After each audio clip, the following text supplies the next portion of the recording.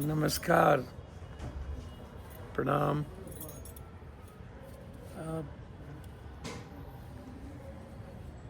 कल समीक्षा बैठक थी।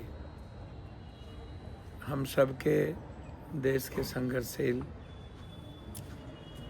ना थकने वाले, ना डरने वाले, ना झुकने वाले, अनवरत गणतंत्र, लोकतंत्र और संविधान की रक्षा के लिए संकल्पित राहुल गांधी जी, देश के सबसे बड़े विभाग, क्रांतिकारी आवाज़ और हम सबके गार्जियन खड़गे जी, वेणुगोपाल जी और बिहार के तमाम सभी चुनाव जीतने वाले माननीय विधायक, पूर्व विधायक, माननीय सभी सांसद और जो चुनाव लड़े सभी माननीय साथियों, प्रभारी महोदय, एक समीक्षा बैठक थी।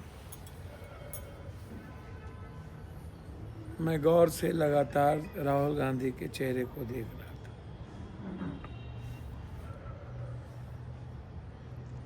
उस चेहरे पर एक ही भाव था कि हमें लोकतंत्र को बचाना है, हमें इस गणतंत्र की रक्षा करना है। भले ही प्रदेश हम हारे या हरा दिए गए,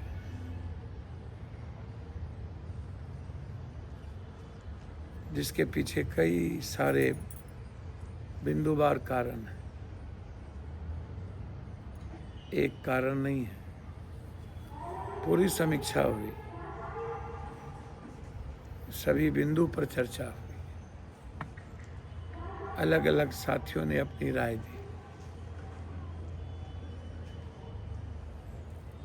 राय में बिल्कुल गंभीरता से आई कि चुनाव को मैनिपुलेट किया गया। जिनको खुद विश्वास नहीं था 130, 140, 160, वो 206 जीत गए। 2010 में सुशासन बाबू का एक इमेज था, वो 210 इतने चुनाव उन्होंने जीता। आज कौन सा इमेज था, आज कौन सी बातें थी। जमीन पर गुंडा राज भी था 20 साल का, माफियाओं का राज भी था, जमीन का बालू माफियाओं का राज था, शराब माफियाओं का राज था। तो जरा आप बताइए, पलायन था, बेरोजगारी थी, क्वेश्चन पेपर लीक आउट था। इनके पास क्या था? ना जीएसटी थी, ना जीडीपी का ग्रोथ है, ना पूंजी निवेश हुआ, ना फैक्ट्रियां लगी। कौन सा सुशासन था? न किसी ने नहीं कहा कि जमीन पर एक तरफ की हवाएं थी। यदि ऐसी हवा होती तो एक घर में 3 लोगों में से 1 लोग, 2 लोग एनडीए को वोट दे दिए होते या तीनों दे दिए होते, वो दिखता। कहीं तो दिखा नहीं। मैं मानता हूं कि हो सकता है कि एनडीए चुनाव जीत जाती, जब पहले से ही पूरा का पूरा चुनाव ही प्रभावित हो। चुनाव कब कराना है, कितने नाम छांटने हैं, कितने नाम जोड़ने हैं, किसका नाम किस पंचायत में भेज देना है, किन्हीं को पता ना चले, अलग भी कर दिएगा, जानकारी भी ना हो, छांट भी दिए। लोग वोट गिराने गए तो पता चला मेरा नाम ही नहीं है, वोट गिराने गए तो पता चला किसी ने वोट मेरी गिरा ली, वोट गिराने पता चला कि इस बूथ पर तो नाम नहीं, कहीं और बूथ पे है। तो अजीब सीक्वेंस पता चला गया। और आपने देखा होगा कि किस तरीके से बीजेपी के वर्कर 3-3, 4-4, 5-5 जगह वोट डाल रहे हैं, कभी उस स्टेट में, कभी उस स्टेट में। ये 25 लाख 23 लाख लोग जो बाद में एड ऑन हुआ, इसमें कौन लोग हैं? नाम छठे इंडिया गठबंधन के, एड ऑन हुआ एनडीए गठबंधन। इन सारे मुद्दों पे चर्चा हुई कि कैसे जीते, सीमांचल की क्या स्थिति रही, आप देख लीजिए। बिहार की क्या स्थिति रही,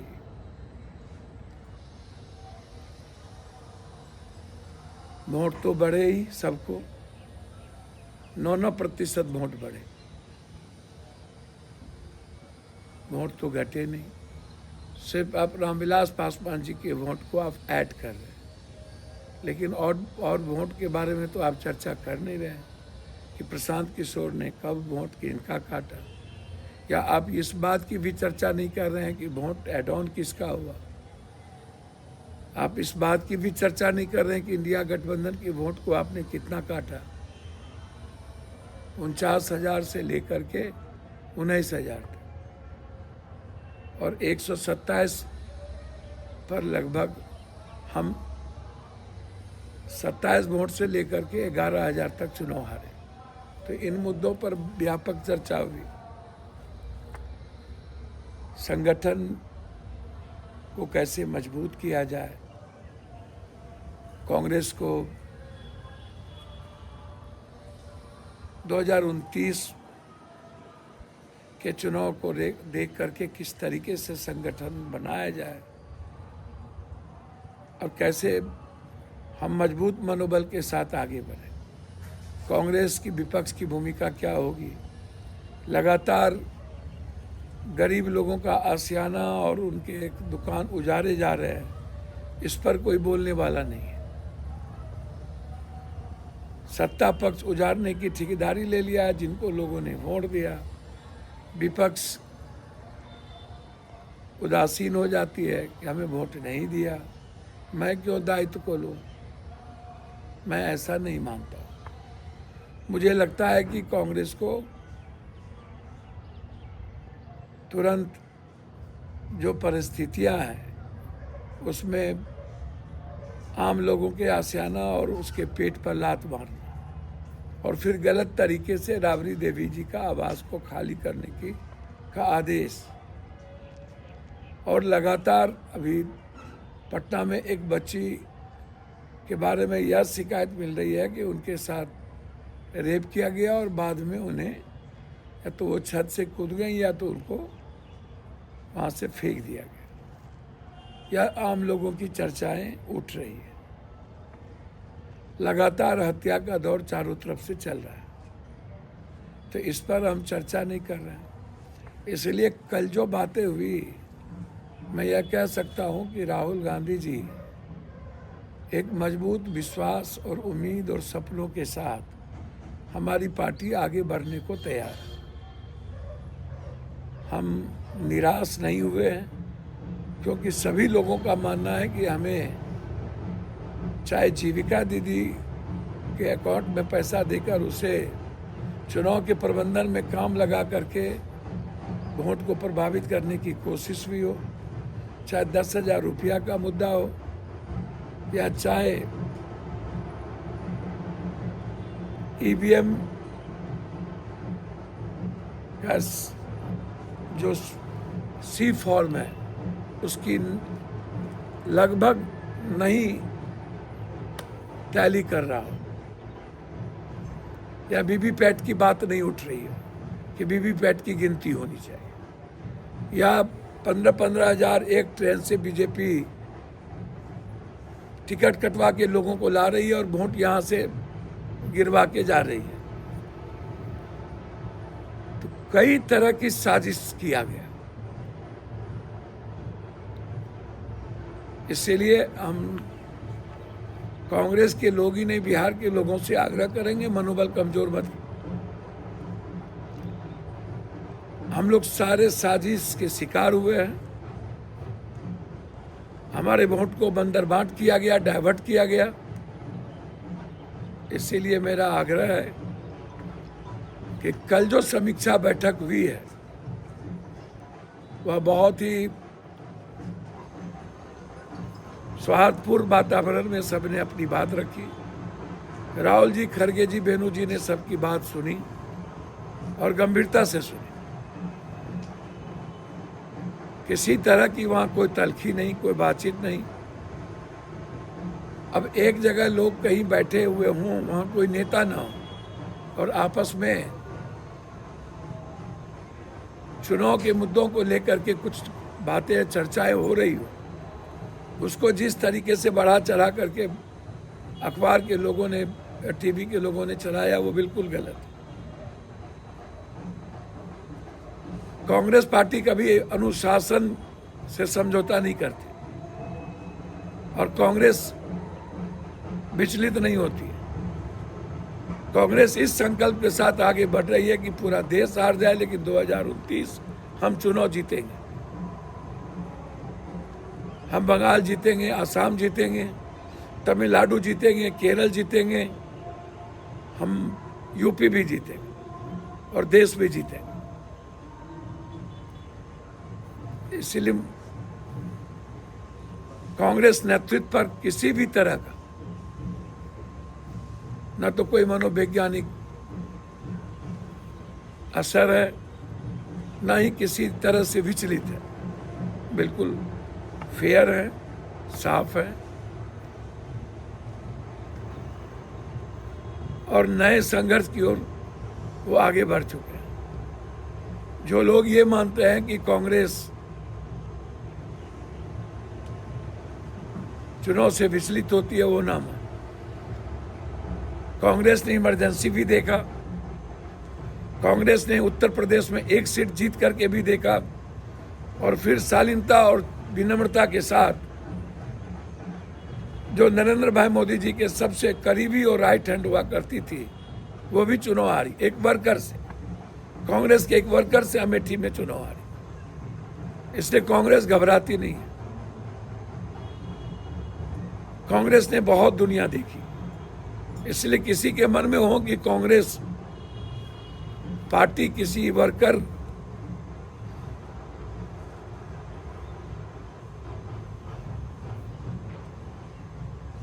को विचलित नहीं होने देगी और सम्मान में भी कमी नहीं रखेगी। लेकिन कांग्रेस अनुशासन के बगैर नहीं चल सकती। कांग्रेस अपनी विचारधारा के लिए कोई समझौता नहीं करेगी, मैं ऐसा मानता हूं। मैं कांग्रेस में रहूं ना रहूं, हमें कांग्रेस रखे या न रखे, या कांग्रेस ने हटा दे, और मैं आज तक हूं भी नहीं, ना मैं कहीं पॉलिसी में था, ना मुझे कोई पूछ रहा था।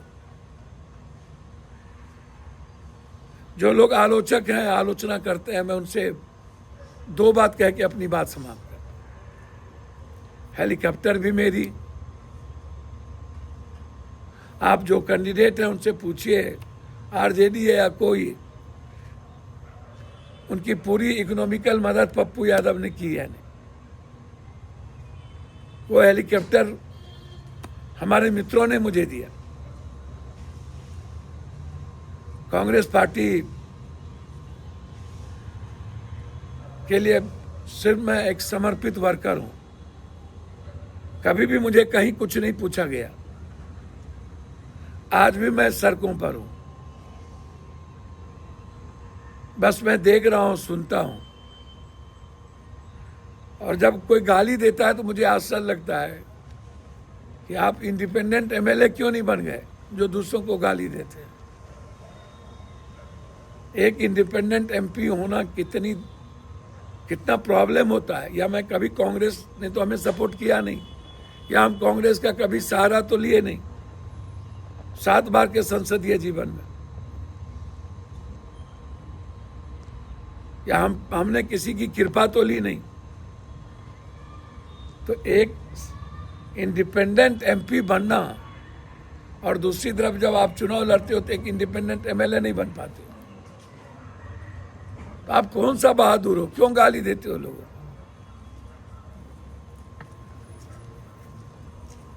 तो इसीलिए मेरा आग्रह है, कांग्रेस की आइडियोलॉजी के साथ कोई रिस्पेक्ट, कोई समझौता नहीं।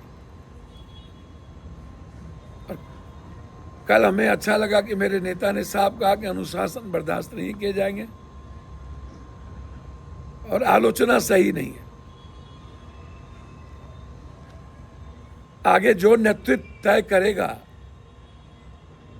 हम सबको मिलकर उसके साथ खड़े रहना चाहिए। और सरकार जिस तरीके से बिहार की जनता के साथ